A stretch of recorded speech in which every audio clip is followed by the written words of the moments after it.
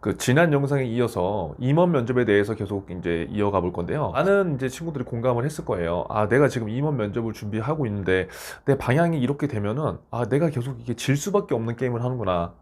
그럼 이 게임에서 내가 과연 이기려고 하려면 면접 중대장이 얘기한 것처럼 그래, 성과 나열식보다 내가 배우고 경험한 걸 얘기하는 게 좋을 것 같고 좀 마음의 부담을 좀 없애는 게 좋을 것 같아. 우리가 이제 생각을 할 수 있는데 그게 사실 말처럼 되게 쉬운 게 아니에요. 그래서 지금 이제 여러분들이 면접장에 들어간다면 본연의 그 본질을 잘 이해하고 가는 게 저는 무엇보다 중요하다고 생각을 해요. 면접이라는 거는 1차 면접을 통상 우리가 실무진 면접이라고 하고 2차 면접을 이제 임원 면접이라고 하잖아요. 사실 제가 봤을 때는 큰 차이는 없어요.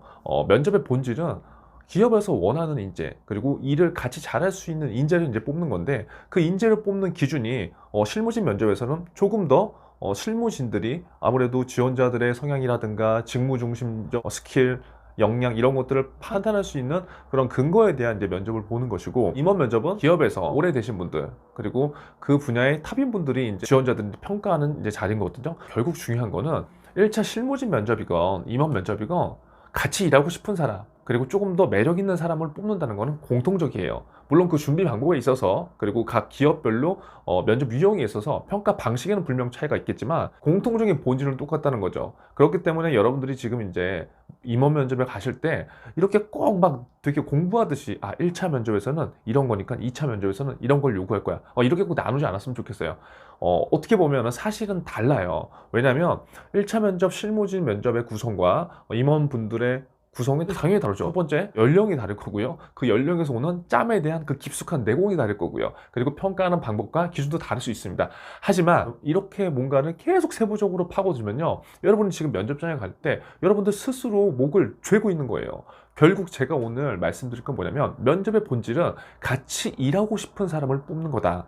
여러분들 스스로 오늘 한번 잘 돌이켜 보세요. 내가 같이 일하고 싶은 사람인가? 자, 그러면 모두 다 예스라고 할 거예요. 그렇죠? 자, 그런데 그 같이 일하고 싶은 사람이라는 걸 어필할 수 있는 방법은 첫 번째, 개인적인 인성적인 면으로 어필하는 사람들이 있을 거고요. 두 번째, 개인적인 역량으로 또 어필하는 사람들이 있을 거예요. 또 세 번째, 조직적 측면에서 나의 성과를 어필하는 사람도 있을 거고요. 네 번째, 조직적인 측면에서 내가 배려하고 희생해서 조직적인 시너지를 일으킬 수 있는 인재라는 걸 어필할 수 있는 사람도 있다는 거죠. 결국 제가 지금 말씀드린 네 가지 유형 말고도요, 굉장히 많은 유형들로 여러분들을 포장해서 면접장에 여러분들을 어필할 수 있습니다. 하지만 우리가 지금 면접도 계속 공부라고 생각하고 이것들을 반드시 이겨야 된다고 생각하는 그 강박과 불안한 심리가 누구나가 있을 수밖에 없기 때문에 나를 조금 더 과도하게 포장하고 그에 따라서 심리적으로 내가 괜히 불안하게 만드는 상황이라는 거죠. 그래서 여러분들이 지금 이제 면접에 얼마 남지 않았다고 한다면요, 제가 오늘 말씀드린 거를 분명히 기억하세요. 1차 실무진 면접, 2차 임원 면접, 물론 유형과 약간의 다른 점은 있습니다. 하지만 본질은 뭐다?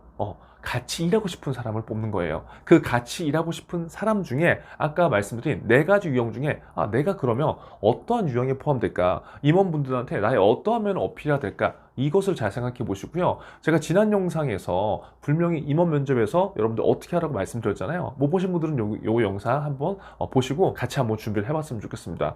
결론은 이제 여러분 시간이 별로 남지 않았다. 하지만 이 짧은 시간 안에 뭔가를 계속 준비해봤자 의미가 없을 것이다. 그렇다고 한다면 제가 오늘 말씀드린 이 네 가지 유형 중에 내가 어떠한 무기를 면접관 분들한테 보여줄 것인가를 생각하고요.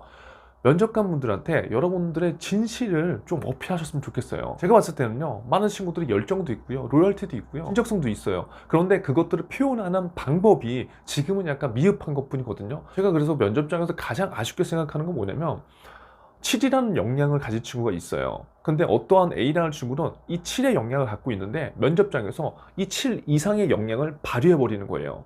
그런데 똑같이 7이라는 역량을 갖고 있는 B라는 친구가 있는데 이 친구는 너무 많은 고민, 너무 많은 스트레스, 너무 많은 불안감을 갖고 있다 보니까 오히려 그것 때문에 내가 더 심적으로 위축되고 불안해서 이 7이라는 역량을 3, 2밖에 면접장에서 보여주지 못한다는 거죠. 결국은요, 지금 여러분들한테는 7, 8의 역량이 누구나가 다 갖춰져 있다는 거예요. 적어도 지금 여러분들이 임원 면접까지 올라갔다는 거는요, 지식적으로 관심도도 마찬가지고 많은 역량의 검증 과정을 거쳐서 최상위인 임원 면접 코스까지 갔다는 거예요. 이런 상황에서 왜 내가 자꾸 안 되는 이유만 찾고 내 스스로를 불안하게 만들 이유가 뭐가 있나요? 여기서 중요한 거는 이 똑같은 7의 역량 중에서 이 7만 유지해도 여러분들이 살아남을 수 있다는 거예요. 조금 더 연습을 하고 미리 이 면접 준비를 했다면 똑같은 7의 역량을 갖고 있더라도 8, 9, 10의 역량으로 보일 수 있기는 할 수 있습니다.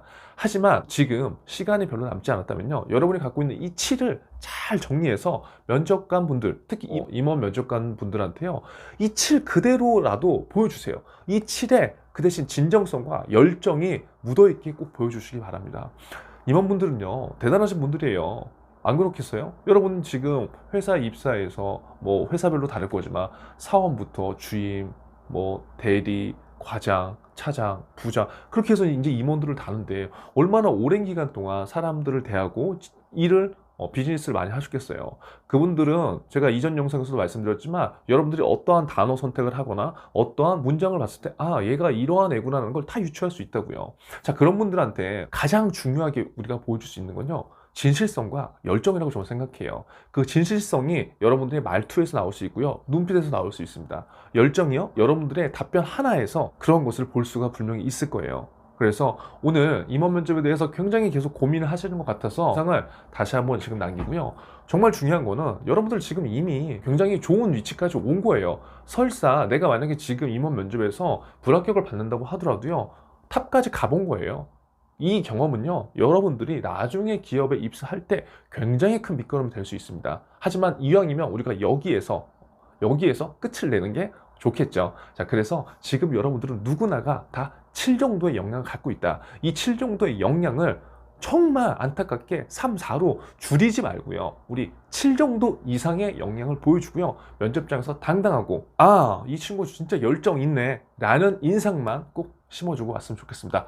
이것만 있으면요, 여러분들의 합격률 90% 이상 올라갈 수 있을 거예요. 만약에 이 방법 수고 안 되신 분들은 저한테 밥을 사달라고 하세요. 면접장에 가시는 분들 댓글로요, 여러분들의 각오 힘차게 남겨주시고요, 화이팅 외치면서 면접장으로 가보시길 바라겠습니다.